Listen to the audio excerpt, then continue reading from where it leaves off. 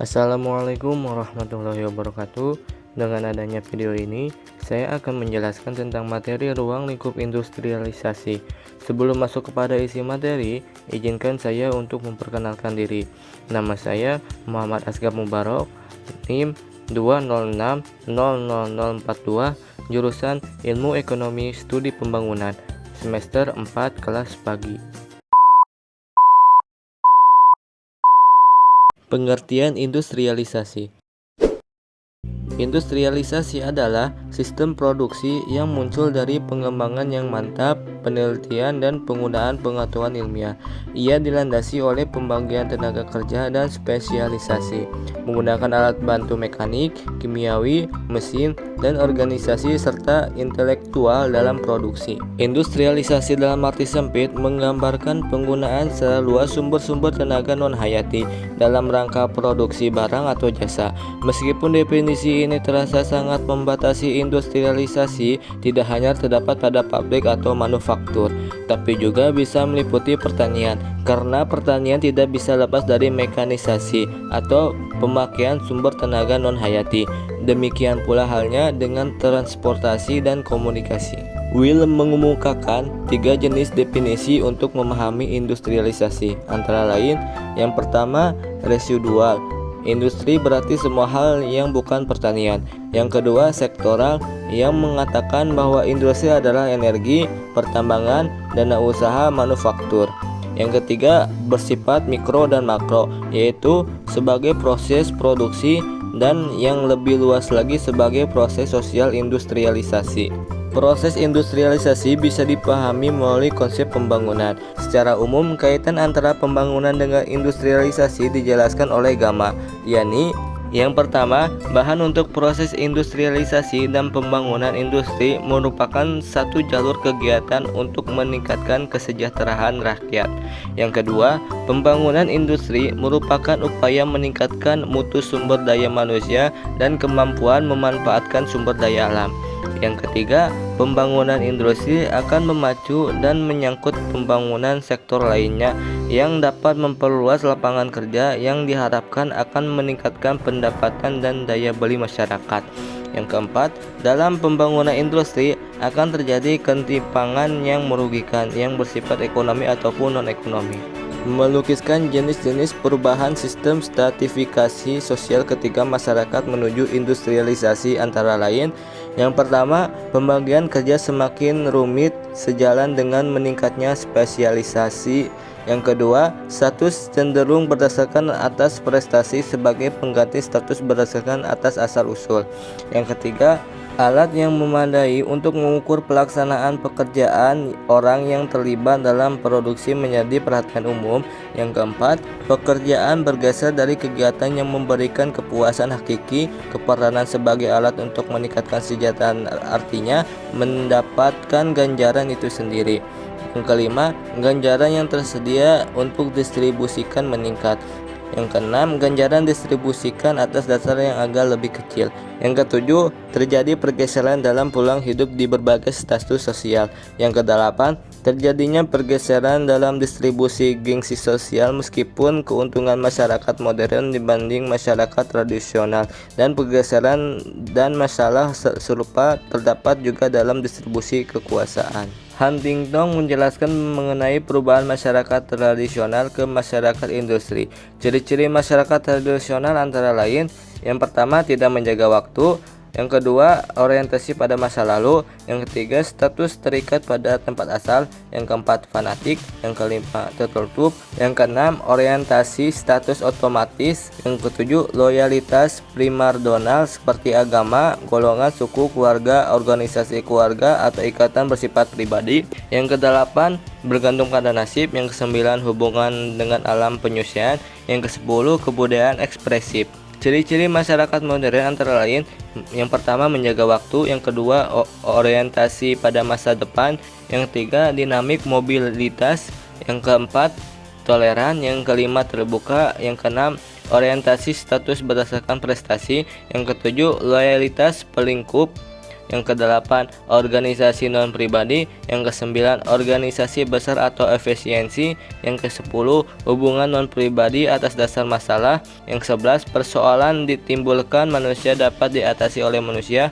Yang kedua belas, hubungan dengan alam menguasai atau tidak-tidaknya mengatur kebudayaan progresif. Secara rinci disebutkan bahwa ciri-ciri orang modern menurut Inkelas antara lain: 1. Terbuka pada pengalaman baru. Yang kedua, peningkatan kemandirian dan otoritas figur tradisional. Yang ketiga, kepercayaan terhadap kualitas ilmu pengetahuan dan pengobatan. Yang keempat, memiliki ambisi untuk dirinya sendiri maupun anak-anaknya untuk mencapai pekerjaan dan pendidikan yang tinggi. Yang kelima, menyukai kecepatan waktu dan perencanaan dan hati-hati. Yang keenam, menunjukkan minat yang kuat dalam kegiatan komunitas dan politik lokal serta berperan aktif. Yang ketujuh, selalu mengikuti berita-berita hangat. Yang selanjutnya, unsur-unsur industrialisasi. Yang pertama, masyarakat yang melakukan proses produksi dengan menggunakan mesin. Yang kedua, berskala besar. Yang ketiga, pembagian kerja teknis yang relatif kompleks. Dan yang keempat, menggunakan tenaga kerja yang keterampilannya bermacam-macam. Industrialisasi pada suatu masyarakat berarti pergantian teknik produksi dari cara yang masih tradisional ke cara modern yang terkandung dalam revolusi industri. Dalam hal ini terjadi proses transformasi, yaitu suatu perubahan masyarakat dalam segala segi kehidupannya. Yang selanjutnya, dampak permasalahan di dunia industri. Pertama, sosial. Terdiri dari kelas, gender, dan konsumsi. Posisi sosial telah membuat perbedaan yang besar mengenai bagaimana individu dapat termasuk ke dalam budaya konsumerisme. Oleh karenanya, menjadi penting untuk memahami signifikansi dari kelas dan gender. Produsen amat bergantung kepada daya beli konsumen demi kelangsungan usaha mereka.